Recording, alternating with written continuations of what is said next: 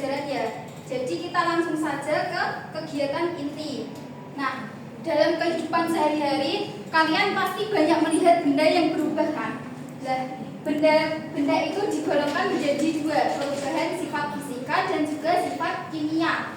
Nah, kunci untuk membedakan keduanya bisa dilihat apakah zat terbentuk setelah perubahan itu atau tidak. Kalau terbentuk termasuk ke kimia dan kalau tidak masuk ke fisika. Lalu kita mulai dari perubahan fisika. Ibaratnya kalian sedang ganti baju, orangnya tetap sama. Artinya perubahan fisika itu terjadi perubahan suatu zat tetapi tidak menghasilkan zat baru. Kalau kebalikannya dengan perubahan kimia itu terjadi perubahan baru, artinya menghasilkan zat baru setelah berubah. Contohnya seperti ciri utamanya seperti tidak menghasilkan zat baru seperti es batu yang mencair terus air menjadi es, kembali lagi ke bentuk semula. Yang kedua, perubahan wujud zat dari mencair, membeku, menguap, menyublim, lalu hingga di posisi. Yang ketiga ada perubahan bentuk dan ukuran seperti kertas dan juga kayu yang dipotong. Lalu yang keempat ada pelarutan seperti gula yang dilarutkan. Nah, ciri utama dari perubahan fisika ini reversibel, artinya bisa kembali ke bentuk semula, hanya melibatkan perubahan sifat fisik zat seperti wujud menguap, mencair, membeku, bentuk dan juga ukurannya. Lalu ada contoh perubahan kimia, ciri-ciri terbentuknya zat baru seperti besi yang dibiarkan di udara, dibiarkan di luar, dia akan oksidasi menjadi berkarat. Lalu yang kedua, timbulnya gas. Seperti halnya kita membuat roti dikasih ragi, dia akan mengeluarkan gas yang disebut karbon dioksida. Lalu yang ketiga ada terjadinya perubahan warna yang permanen, tidak bisa kembali ke bentuk semula, seperti apel yang dibiarkan di luar udara. Lalu ada contoh-contohnya.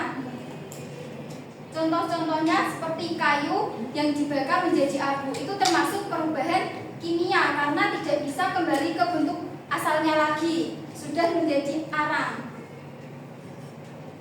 Yang kedua, memasak air sampai mendidih, dia hanya berubah wujud dari air menjadi uap. Lalu yang ketiga, menggunting kertas yang besar dipotong-potong menjadi kecil, itu adanya perubahan fisika karena hanya berubah bentuk.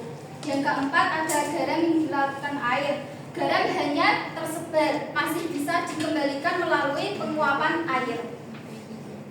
Nah, sekarang ibu akan membagi kalian ke dalam kelompok. Yang pertama ini kelompok 3, kelompok 2 dan juga kelompok 1. Terus nanti ada latihan terbimbing 1 dan latihan terbimbing 2.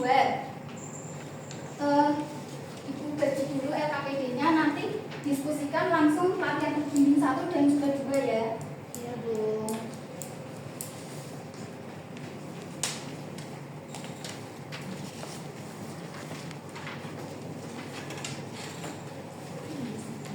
Silakan bisa dikerjakan.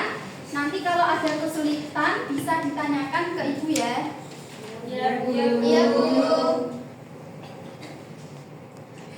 Anak-anak, berhubung waktunya sudah habis, ibu akan menunjuk salah satu kalian untuk maju ya. Latihan terbimbing 1 silakan bisa Mbak Ega.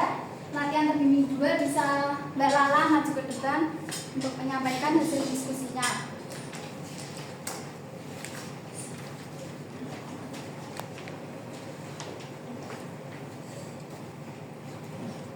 Untuk yang kegiatan 1 itu diwakili oleh kelompok 3 dengan saya Ega Andri.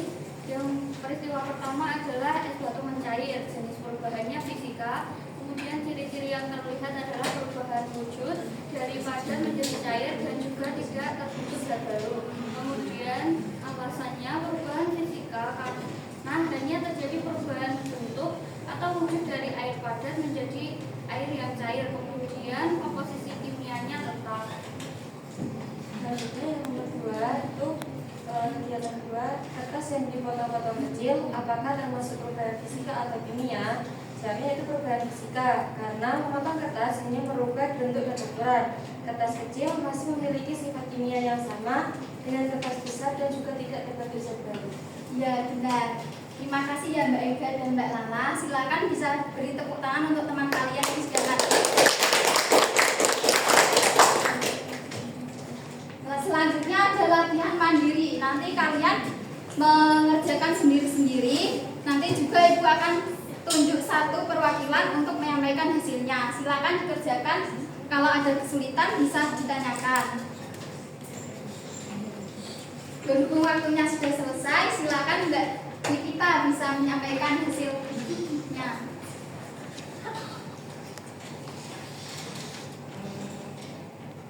Yang pertama ada kayu dibakar menjadi arang. Itu contoh perubahan dari kimia.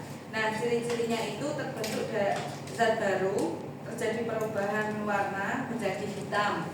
Nah, penjelasannya adalah kayu berubah menjadi abu dan arang. Zat yang dihasilkan berbeda dari kayu semula dan tidak bisa berbentuk kembali ke semula. Ya, benar. Terima kasih Mbak Nikita. Beri tepuk tangannya untuk Mbak Nikita.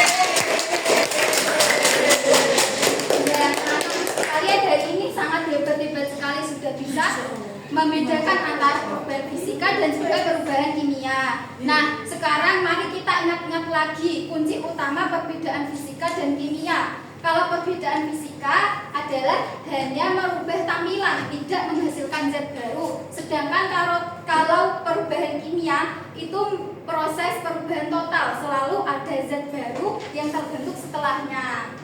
Nah, untuk pembelajaran hari ini ada yang mau ditanyakan?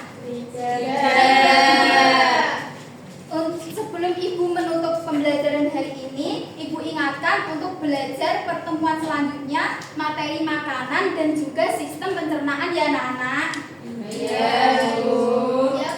Sebelum Ibu tutup, mari kita membaca hamdalah bersama-sama. Alhamdulillahirabbil alamin. Sekian pembelajaran hari ini yang bisa Ibu sampaikan. Bertemu lagi di pertemuan selanjutnya. Wassalamualaikum warahmatullahi wabarakatuh. Waalaikumsalam warahmatullahi